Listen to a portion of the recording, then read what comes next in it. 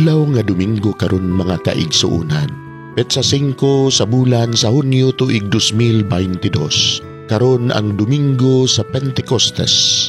Ang solemnidad sa pagkunsad sa Espiritu Santo ngadto sa mga apostoles ug kang Birheng Maria, Pentecost Sunday. Ang pagbasa kinutlo gikan sa Ebanghelyo sumala ni San Juan, kapitulo 14, bersikulo 15 ngadto sa 16 ug bersikulo 23 ngadto sa 26. Si Jesus miingon ngadto sa iyang mga tinunan, "Kung nahigugma kamo kanako, tumana ninyo ang akong mga sugo. Mangayo ako sa Amahan ug hatagan kamo niyag laing magtatabang aron makig-uban kaninyo hangtod sa kahangturan. Ang nahigugma kanako magtuman sa akong gisugo. Higugmaon siya sa akong Amahan ug ang akong Amahan ug ako muanha ug magpuyo diha kaniya.